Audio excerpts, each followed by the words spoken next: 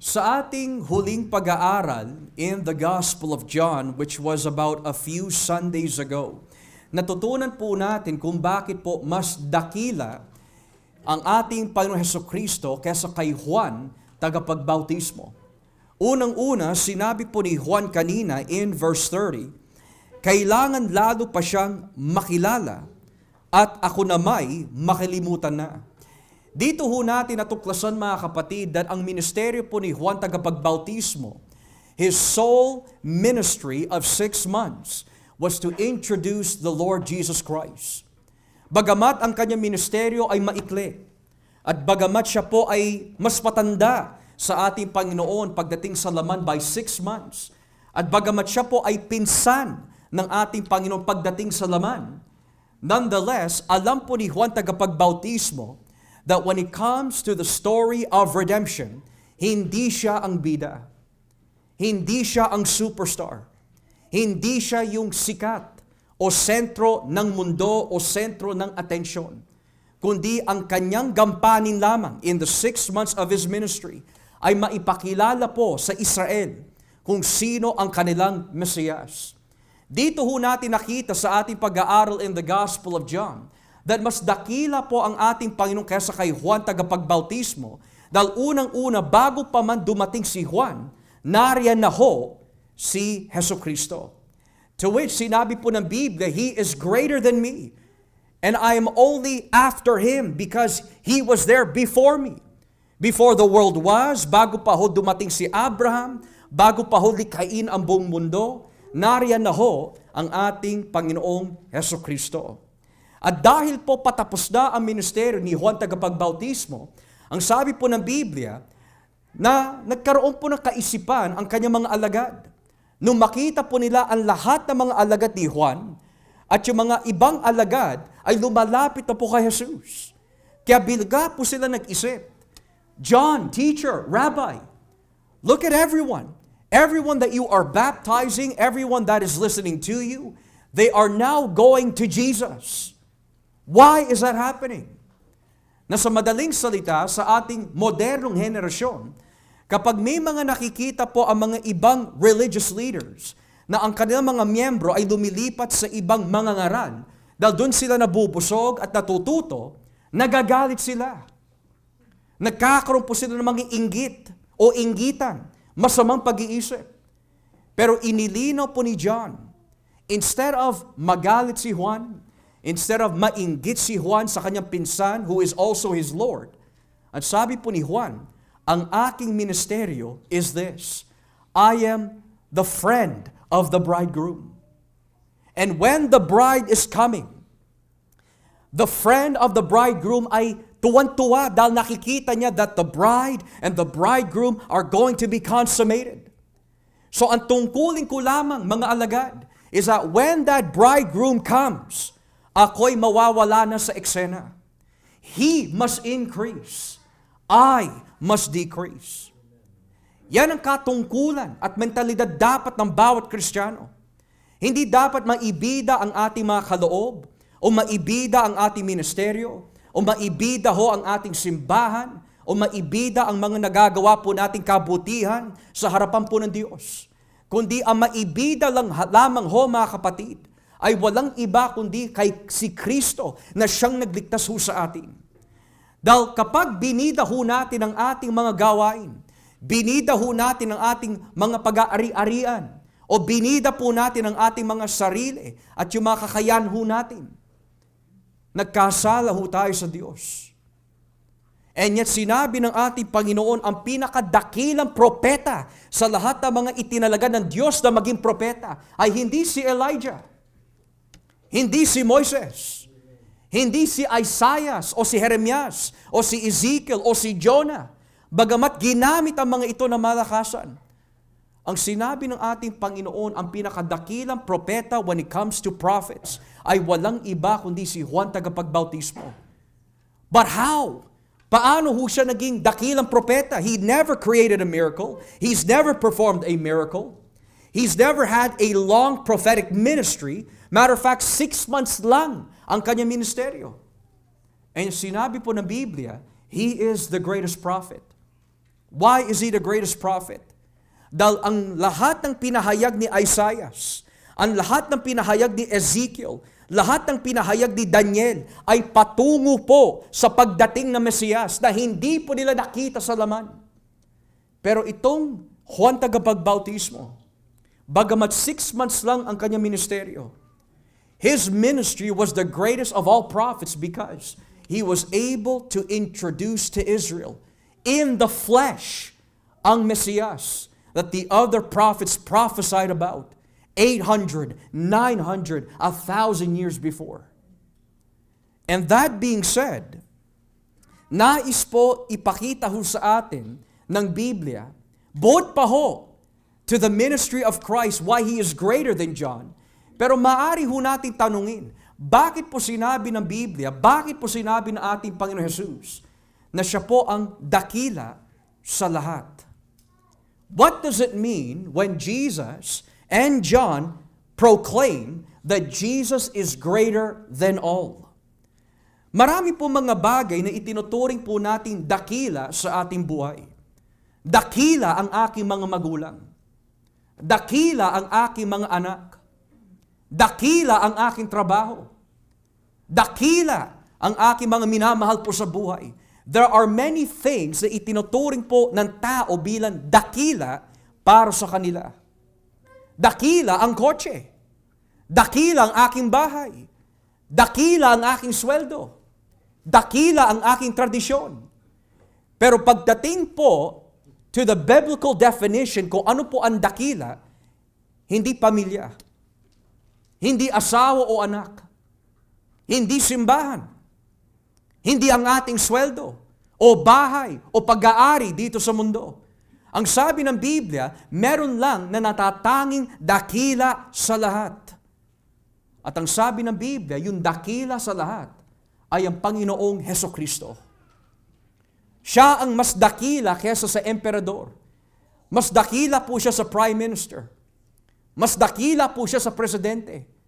Mas dakila po siya sa lahat ng mabubuting balita sapagkat siya ang dakila sa lahat. Napakalinaw na binanggit po dito ng Biblia sa talatang 31. Sinabi pa ni Juan, si Kristo'y nagmula sa langit, kaya dakila siya sa lahat. Now there is something that we need to ask. Is Jesus great or greater than all because He is from heaven only?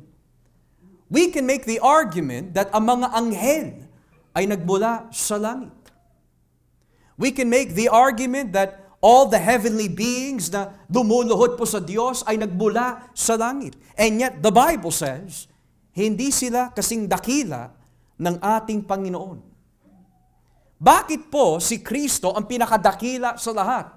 Might one ask, or one might ask, is because nung napag-aralan po natin ang introduction to the Gospel of John, ang pinakaunang tehelohiha na binanggit sa Kapitulo 1, talatang 1 ng Juan is this: in the beginning was the Word, and the Word was with God, and the Word was by nature God. So hindi lamang po nanggaling si Kristo sa langit that makes Him great, kundi sino po ba itong Jesus na binabanggit ng Biblia? Para sa iba, kagaya po ng Islam, si Jesus ay isang propeta lamang. Sa mga Jehovah Witnesses o saksi ng Jehovah, si Kristo ay isang espesyal na nilalang. Sa mga Mormons, si Jesus ay isang tao na naging Diyos. Kabaliktaran, dapat Diyos na nagkatawang tao, hindi tao na naging Diyos. At sa mga ibang reliyon, si Kristo ay tao lamang, hindi siya Diyos. Pero sa Biblia, napakalinaw, kaya dakila si Jesus sa lahat ng tao, sa lahat ng nilalang, sa lahat ng sansinukob, langit at lupa at impyerno, siya ang pinakadakila. Bakit po? Dahil siya ay Diyos. Siya ang ikalawang persona ng banal na Trinidad. Pero inililinaw ho sa atin ni Juan kung bakit po dakila siya. Unang-una, He is from heaven. Jesus is greater than all because He is from heaven. Kasama po niya ang Ama. Kasama po niya ang banal na Espiritu. Bago pa man likhain ang anumang bagay, anghel o tao o mundo, nariyan na ang ating Panginoong Hesukristo. That is why He is greater than all. Bukod pa ho dito, sabi po ni Juan in verse 31, tayo naman ay tagalupa at nagsasalita tungkol sa mga bagay dito sa lupa. Ngunit si Kristo na nagmula sa langit ay dakila sa lahat. Now, I have wondered for quite some time, bakit po kailangan magkaroon ng distinction ang mga tao dito sa lupa at si Kristo na mula sa langit? Contextually, most commentators suggest that yung mga tagalupa na binabanggit po dito is a reference to John the Baptist and his disciples. And if that be the case, then what is the meaning of this text? Ang nais po ipakita po ni Juan sa atin sa tekstong ito is the train of thought na nabanggit po niya kanina. Why must Jesus be exalted and we must decrease? Is because He is from heaven and we are not. Tayo po ay nagmula kay Adan. Makamundo ho tayo. Nanggaling po tayo sa lupa. We are from Adam. And therefore, we are lower than God. At nung likhain po ng Diyos ang langit at ang lupa, lalo na po ang lupa, He created all things in 6 days. But on the 7th day, He rested. Si Adan at si Eva, nilikha po ng Diyos on the 6th day. And why not the 7th? Because 7 in the Bible represents completion. Represents perfection. At nilikha po ng Diyos ang tao on the 6th day, not because He hated man, but rather to demonstrate that man, as the final product of God in the 6-day creation period, will always be lower to God when it comes to greatness. Pero itong si Jesus, na binabanggit po ng Biblia, bilang huling Adan ay dumating po dito sa mundo, pero nanggaling po siya sa langit to demonstrate the will of God and that He alone is greater than all. Pero bukod pa ho dyan mga kapatid, ano po ang ibig sabihin po ni Juan nung sabihin po niya, ang mga tao dito po sa lupa, makamundo lang ang kanilang pananalita. Now, when the word makamundo ay ginagamit po in the New Testament, merong mga negative overtones po ito eh. Halimbawa, kapag ang tao po ay hindi born again, ang kanyang kaisipan ay makamundo lang. Hindi niya iisipin ang mga bagay patungkol sa Diyos. Hindi makalangit ang kanyang pag-iisip. Ang kanyang pananalita ay makamundo. Ang kanyang pag-uugali ay makamundo. Ang kanyang ambisyon sa buhay ay makamundo. Ang kanyang nais ay makamundo dahil hindi pa ho niya nararanasan yung tinatawag po ng Biblia, born again experience. Maraming tao naniniwala na ang salitang born again ay isang organization. Mali po mga minamahal. Ang ibig sabihin po ng born again, ito po ay yung kaloob ng Diyos na ibinigay sa tao na mabuksan ang kanyang puso't isipan at magkaroon po siya ng panibagong buhay, ang buhay na walang hanggan na nagmumula po sa Diyos. Hindi ho ito sekta. Kaloob ito mula sa Panginoon. Kaya ang sabi po ni Juan, ang mga tao na nanggaling sa mundo, hanggang mundo lang sila. Nang ibig sabihin, they do not know anything else but only the things of this earth. Pero si Kristo ay naiiba. He is able to speak about God perfectly, represent God perfectly. He can expound the will of God perfectly. He can describe God perfectly. Dahil bago pa man likhain ang mundo, kasama na po niya ang Diyos. Tayo mga kapatid, based on the teachings of the Bible, hanggang dito lang ho tayo. We can only scratch the surface, or better yet, barely scratch the surface when we explain God. Because His thoughts are higher than ours. His ways are higher than ours. At kayabangan lamang makapagsalita na kilala ko ang Diyos at hindi ko na kailangan ng Biblia.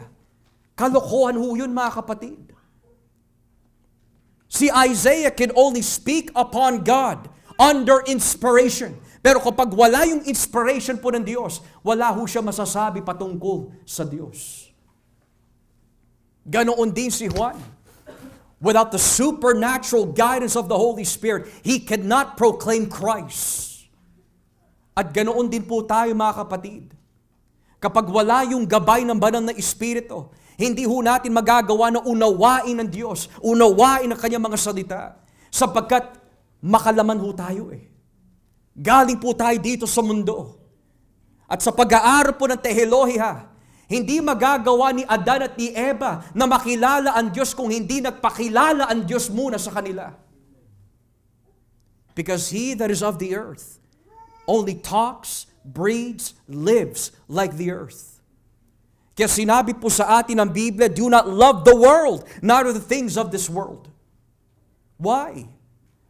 Because man who is not born again will only desire the things that he is attached to. And if he's attached to the worldly life, that is the only life that he will ever know. Pero kapag siya'y binuksan ng Panginoon, his mind ay hindi lang limitado dito sa mga bagay sa mundo, kundi nakikita po niya that his purpose in life has a heavenly destination.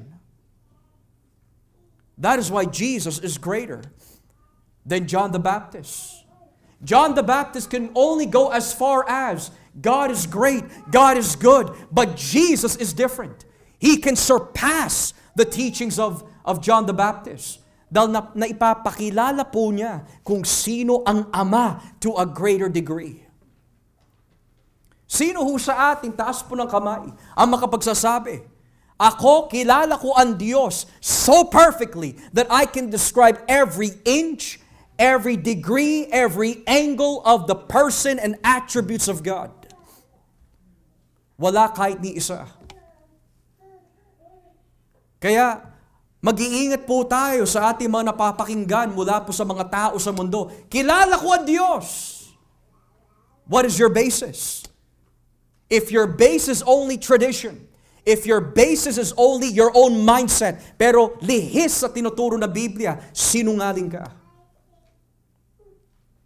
May mga katuruan, kilala ko ang Diyos, basta gawin mo lang whatever you want to do. Papasok ka na sa langit. Basta gumawa ka na mabuti, papasok ka na sa langit. Basta manalangin ka na 3 beses, papasok ka sa langit.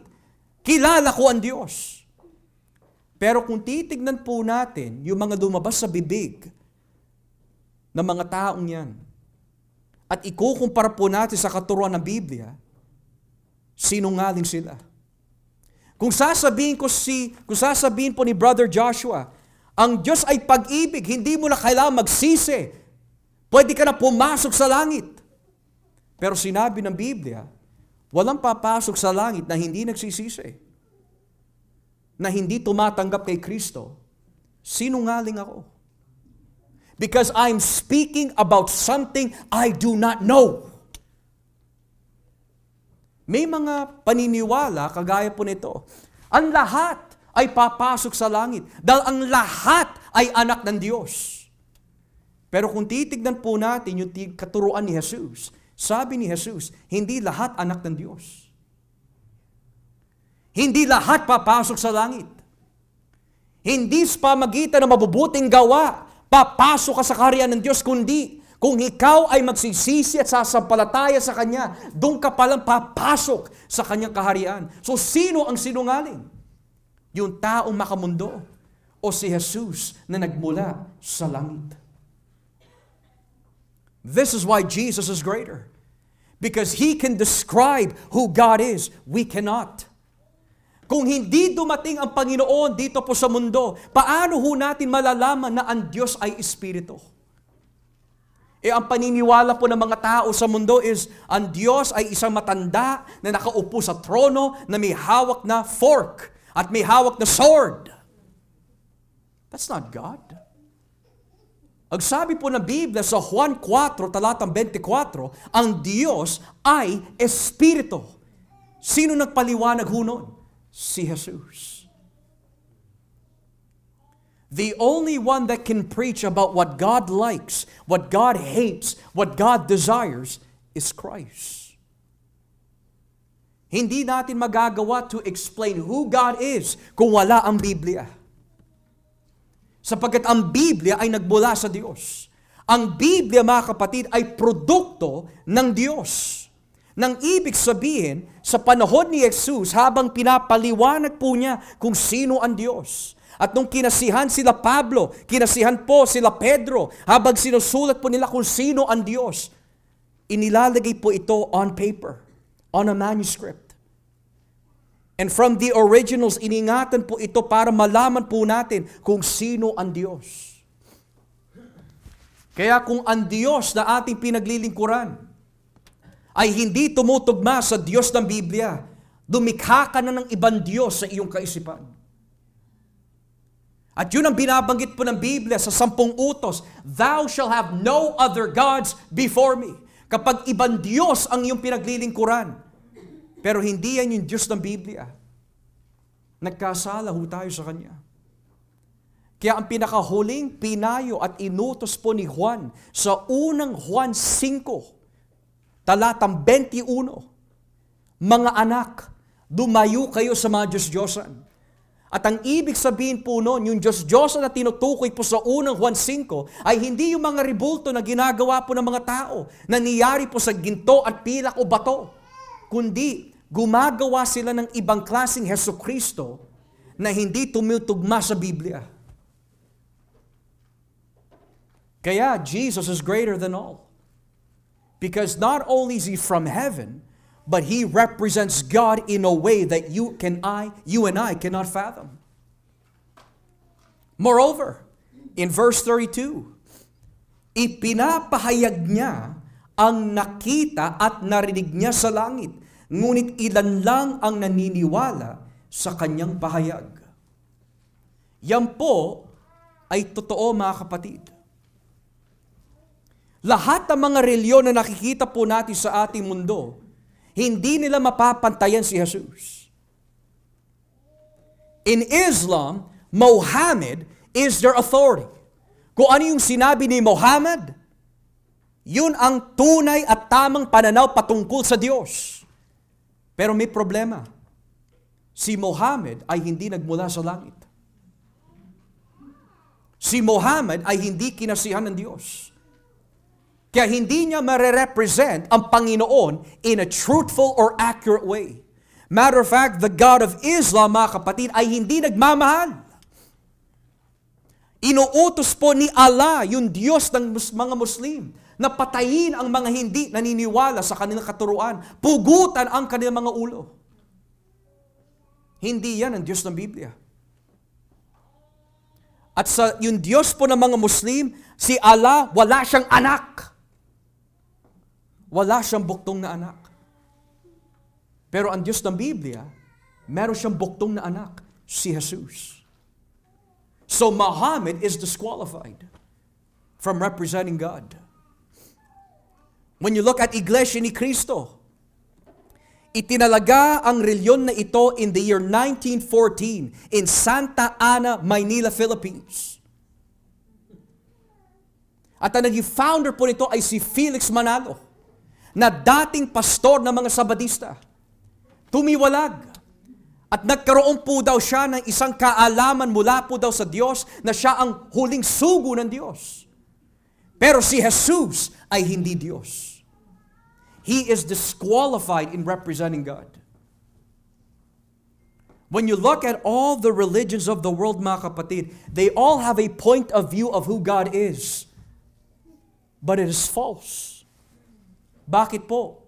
Because they that are of the world can only be qualified to speak on the things of the world. Pero when God is the one who is being spoken about, kailangan meron mas higit sa mga tao dito sa mundo that can speak about Him. Pastor, mga anghel, hindi rin sila qualified. Bakit po? Because they were never as eternal as God is. Nilikha din lang po sila. Now, they can describe God in a greater way than we can to a certain level. Dahil kasama nila po nila ang Diyos.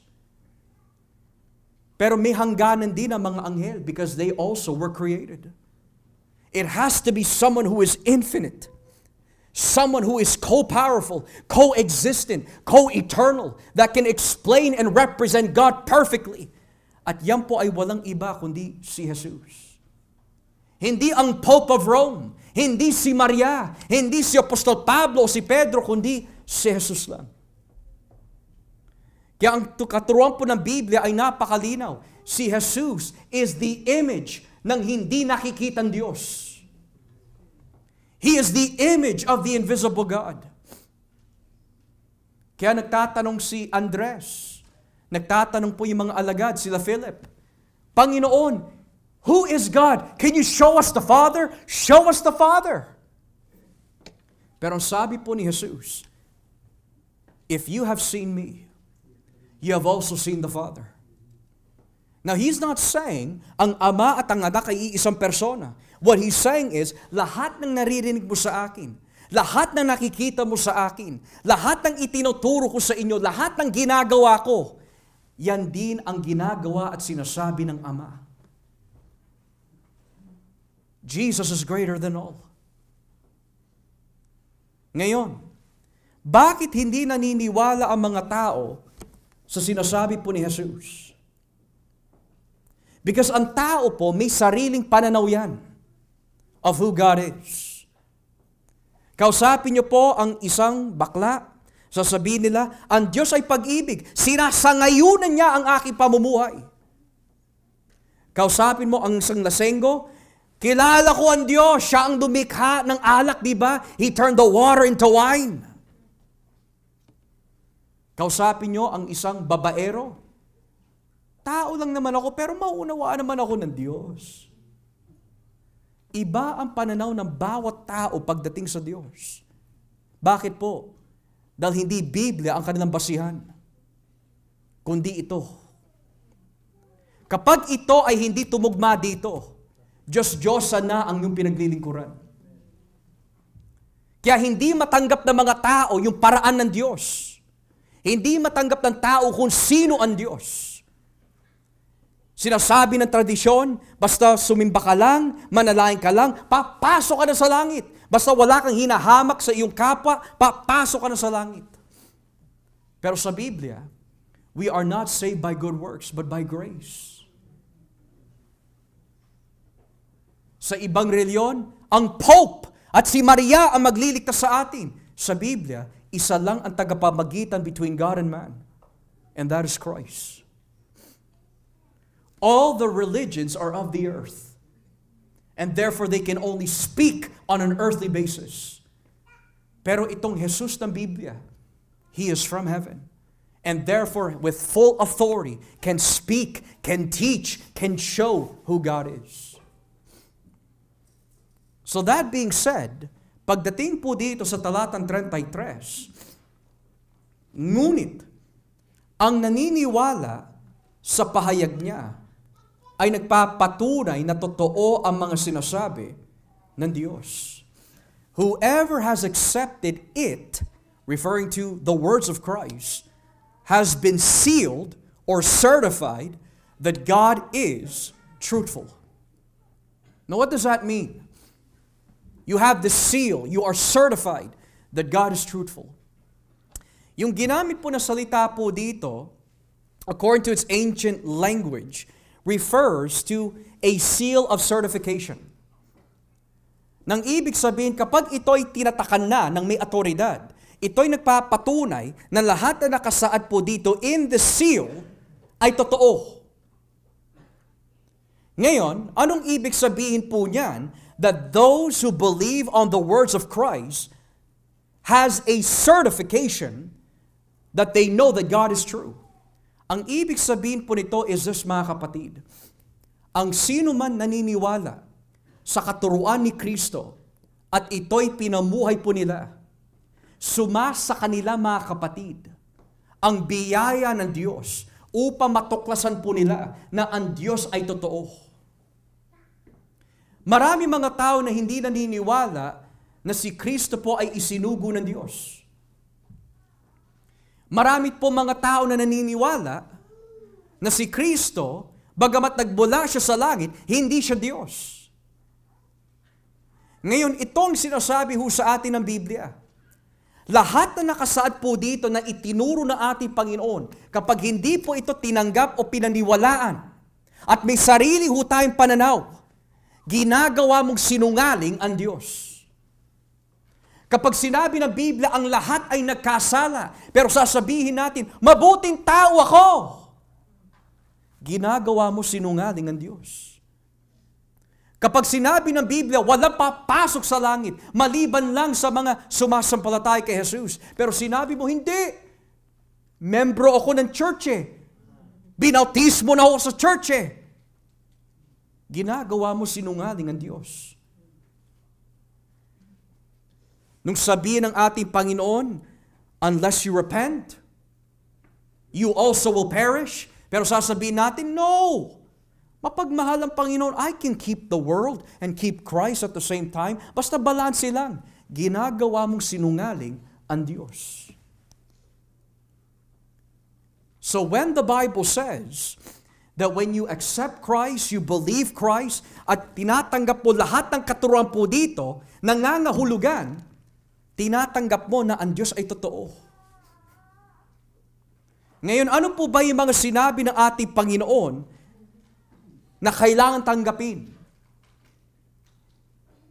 Kung may mga ilan ho sa inyo ngayon, nitong hapon, hindi nyo pa tinatanggap ang Panginoon Hesukristo bilang Diyos at tagapagligtas, makinig ho kayo mga minamahal.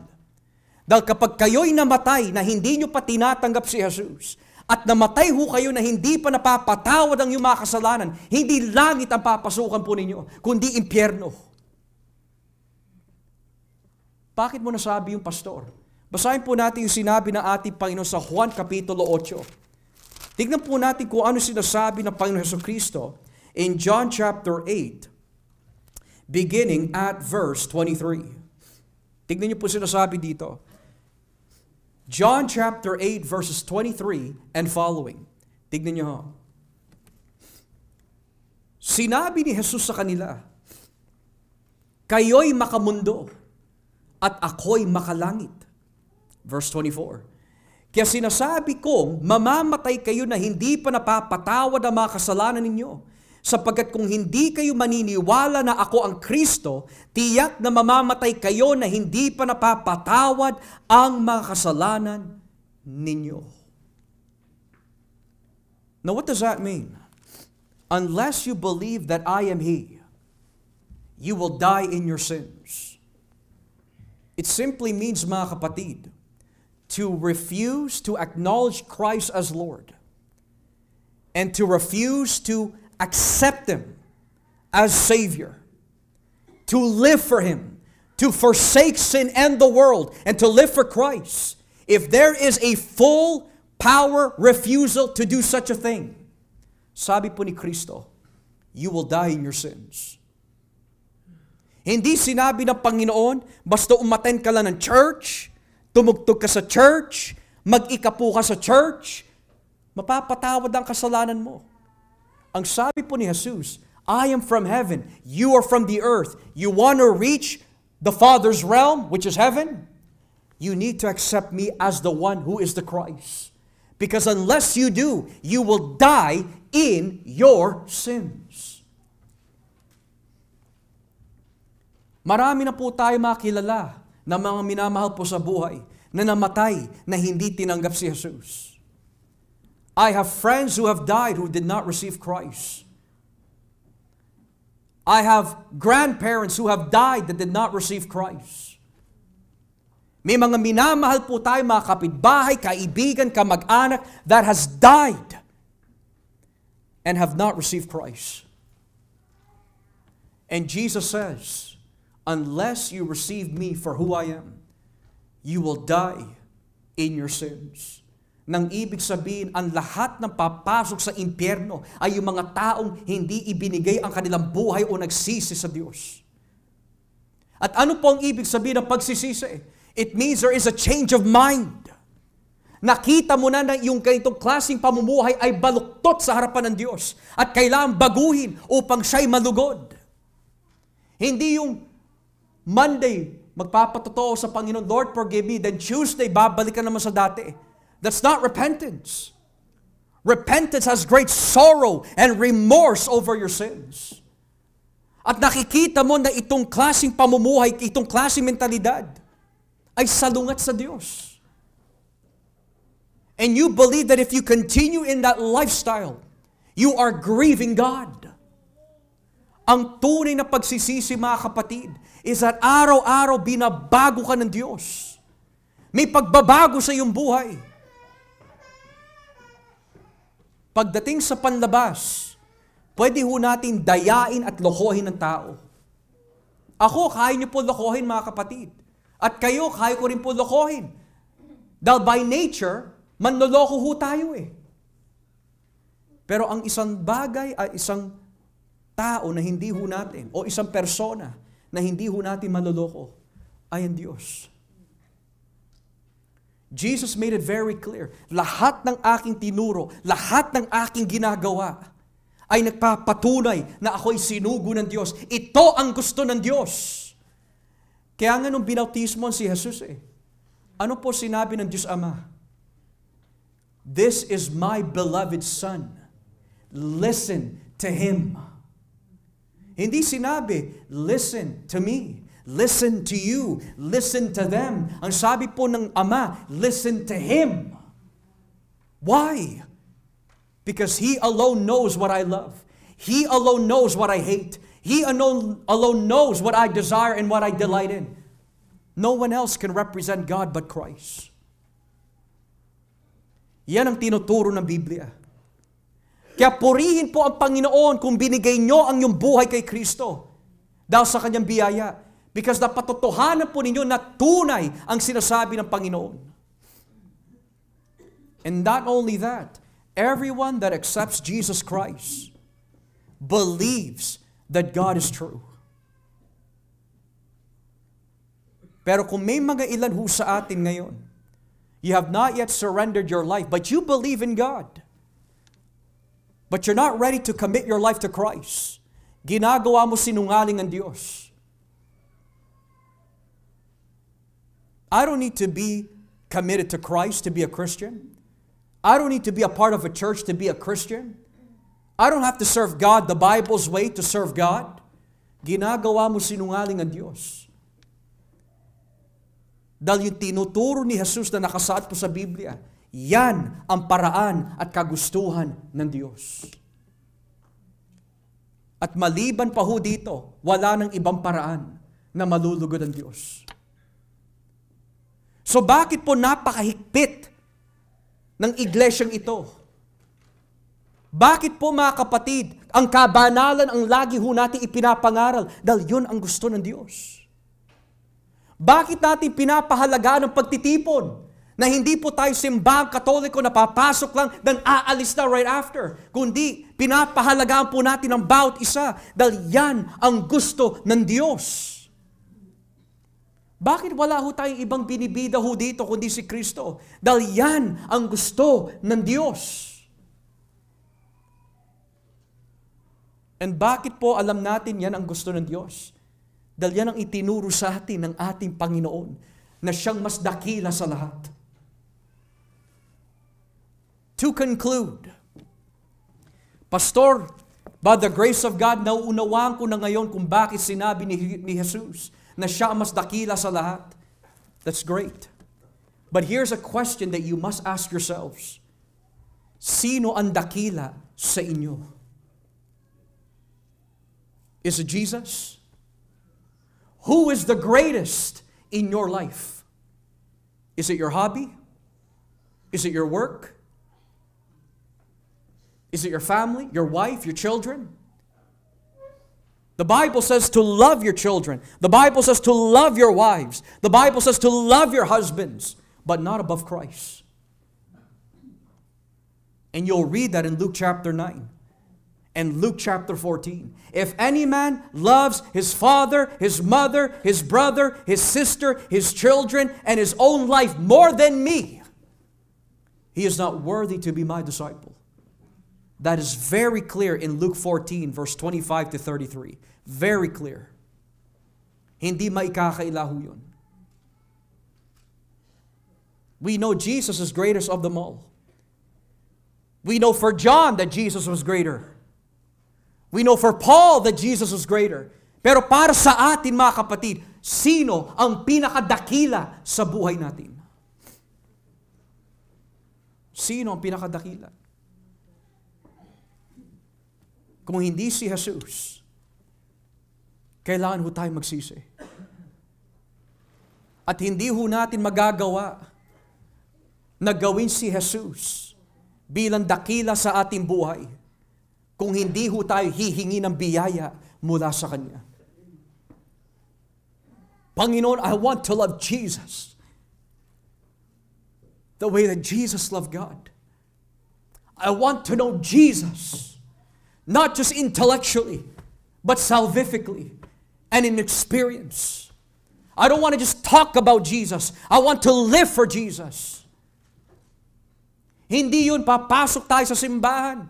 One Sunday, galak na galak ako, there's a word of God. Then the next Sunday, tinatamad ka na. Hindi ganun, mga kapatid. When Jesus is the greatest in your life, there's a burning zeal and passion to know Christ. Pero kung tinatamad tayo na kilalanin ng Diyos, then laziness has become greater than Jesus. Kung puro pagdadahilan na lang, then excuses have become greater than Jesus in your life. Kung wala kang tiwala sa Diyos, ikaw mismo ang gagawa ng sariling paraan mo, then unbelief has become greater than Jesus in your life. Pero Jesus can only be the greatest in our lives when you're daily denying and humbling yourself to God and saying, Lord, I can do nothing apart from you. Ayoko lumayo ang aking puso sa Diyos. I don't want my affections, my mind, my heart to divert away from God. Because the Bible says you are greater than all. Then Lord, demonstrate your grace in my life that you are truly greater than all. I want to live for you. Kaya kapag inuna mo pamilya mo kaysa kay Kristo, kapag inuna mo ang mundo kaysa kay Kristo, wala tayong karapatan na sabihin, siya ang dakila sa aking buhay. Sinungaling ang labas mo natin doon. Sapagkat sinabi po sa unang Juan 2, ang sino man nagsasabi kilala niya ang Diyos, ngunit hindi siya namumuhay sa Diyos, ay sinungaling. Lahat ho tayo, baksak doon. Ako, baksak doon. Kayo, baksak doon. And that is why we need the grace of God. Is Jesus the greatest in your life? When Jesus Christ becomes the greatest in your life, His Word becomes your delight. Hindi mo maipapakita na mahal mo ang Diyos just by mere attendance or mere performance or mere service. You demonstrate your love for God by obedience to His Word. If you love me, you will keep my commandments. Obedience is not legalism. Anyone who says that obedience to God is legalism does not understand what legalism means.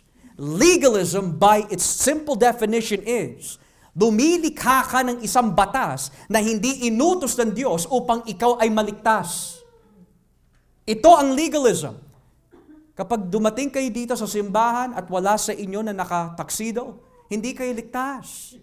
That's legalism. O kapag ang mga lalaki dito hindi mahaba ang buhok, hindi kayo papasok sa kaharian ng Diyos. That's legalism. It's creating a man-made tradition as a means for salvation. But it's not loving Christ that will save you. Kung yun ang iniisip natin, do I have to love Christ to be saved? No. When you're saved, you will love Christ. Hindi yung mamahalin mo ang Diyos and then ligtas ka. Hindi, dahil hindi mo magagawa mahalin ang Diyos because by nature, we hate God. God has to open your heart before you can love Him. Kaya sabi po sa unang Juan 4, He loved us first before we loved Him. Nung nagkasala si Adan at si Eva, hinanap ba nila ang Diyos? Hindi. Ang Diyos ang naghanap sa kanila. Kaya wag nung natin sasabihin, tayo ang unang nagmahal sa Diyos. Ang sabi ng Biblia, no man can come to me unless the Father draws him. So who's the greatest in our lives? If it is Jesus, then continue to pray that God would give you the grace. That God would give me the grace to be consistent that He is truly the greatest in my life. At malalaman mo na si Kristo po ang pinakadakila sa iyong buhay by this means. Mawala na ang lahat ng bagay sa mundo. Mawala na ang kayamanan, mawala na ang pamilya, mawala na ang sweldo, mawala na ang lahat ng bagay dito sa mundo. At ang matitira lang sa iyo ay si Jesus. Sapat na yun. Pero kung mawala ang pamilya mo, pero hindi ka na magpapatuloy, mawala ang trabaho, hindi ka na magpapatuloy, mawala na yung mga pag-ari-arian mo at hindi ka magpapatuloy, si Kristo is not the greatest in your life. Because Jesus said it very clearly, for where your heart is, that is where your treasure is also. This afternoon, mga kapatid, if you love Jesus, though not perfectly, none of us can love Him perfectly, continue to ask Him by grace, Lord, I want You to be the greatest in my life. You're greater than the universe. You're greater than heaven. You're greater than all. I want You to be the greatest in my life. At yan ay kalooban ng Diyos. At sa mga minamahal po namin na umattend po nitong hapon, na maaari hindi nyo pa tinatanggap ang Panginoon, now is the time to receive Christ. If you think your religion can save you, if you think your tradition can save you, you are greatly mistaken.